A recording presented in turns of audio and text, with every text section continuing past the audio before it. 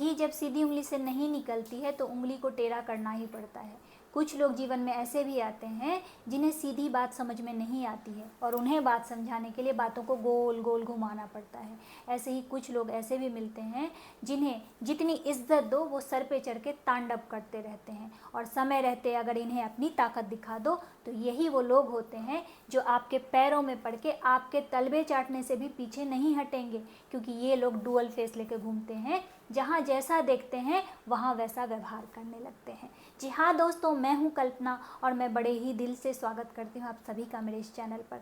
तो आज की कहानी है एक चिड़िया की, जो एक दिन कहीं से अनाज उठा के ले आई और पेड़ पे बैठ के खाने लगी। गलती से वो सारे अनाज पेड़ का जो वो खोह होता है, पेड़ में जो छेद होता है, उसमें गिर गया। तो चिड़िया बहुत दुखी हो गई और उसने पेड़ से रिक्वेस्ट किया कि पेड़ मेरा अनाज लौटा दे, मेरा दाना लौटा दे, मैं भूखी हूँ। पेड़ ने कहा मैं तुम्हारा दाना नहीं लौटाऊंगा। चिड़िया को बहुत बुरा लगा। चिड़िया ने पेड़ से बहुत मिन्नतें की, बहुत रिक्वेस्ट किया, पर पेड़ ने चिड़िया की एक नहीं सुनी।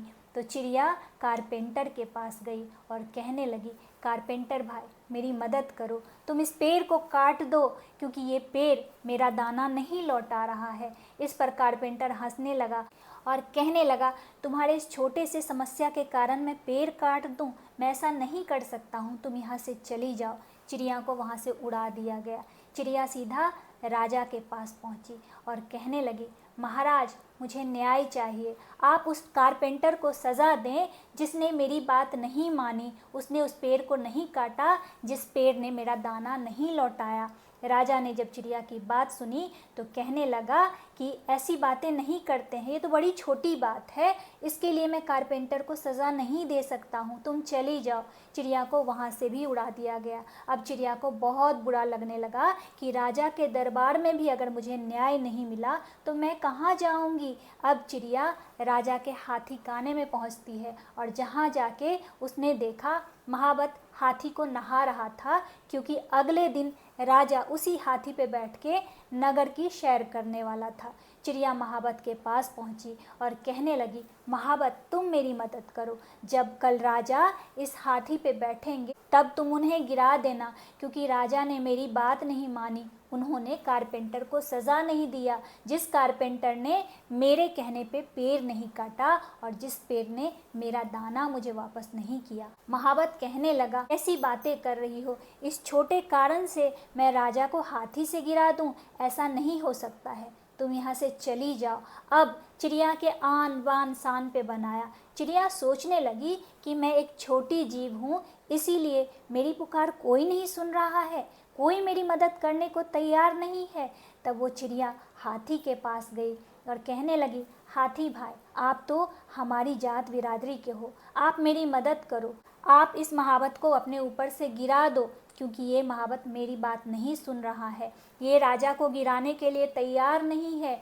जो राजा कारपेंटर को सज़ा देना नहीं चाहता है, जो कारपेंटर मेरी बात मान के पेड़ नहीं काट रहा है और जो पेड़ मेरा दाना नहीं लौटा रहा है। इस पर हाथी भी हंसने लगा और कहने लगा, कितनी छोटी बात करती हो, इतनी सी छोटी बात के लिए कोई किसी को अपने ऊपर से गिरा देता है क्या? और ये महाबत तो मेरा मालिक है, जो मुझे रोज़ नहलाता है, धुलाता है, मुझे खाना खिलाता है, मेरी देख रेख करता है, मैं ऐसा नहीं कर सकता, तुम यहाँ से चली जाओ।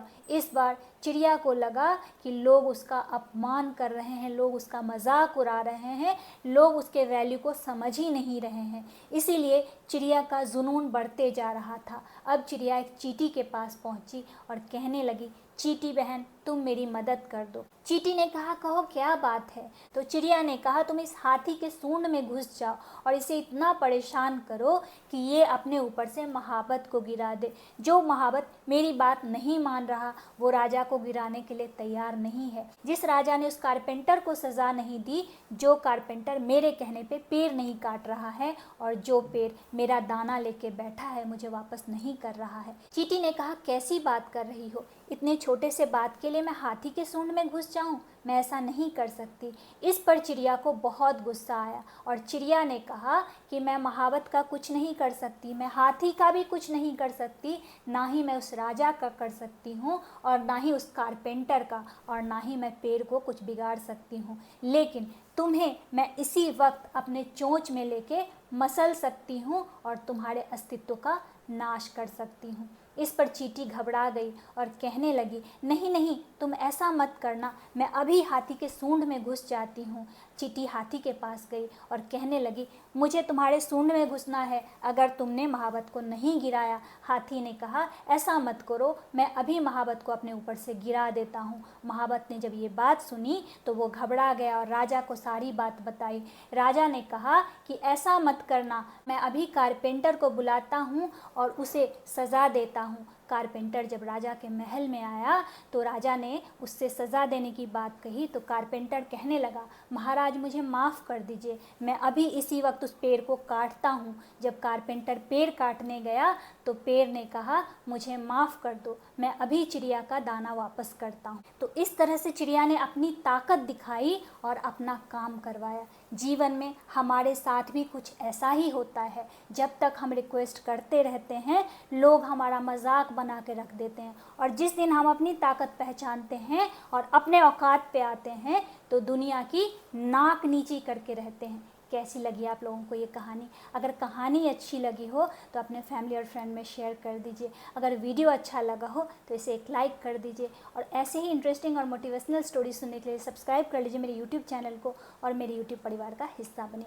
कमेंट में सत्यमेव जयते लिखना बिल्कुल से मत भूलिए। चलिए अब आप सबसे विदा लेती हूँ। जाने से पहले फिर से वही बात दोहराना चाहूँगी कि हर नामुमकिन मोड़ से गुजर के जाना है, हौसलों से कह दो मंजिल खुद बनाना है। मिलती हूँ एक नई वीडियो में एक नई कहानी के साथ। तब तक के लिए आप सबको जय Hind, take care, bye bye, thanks for watching.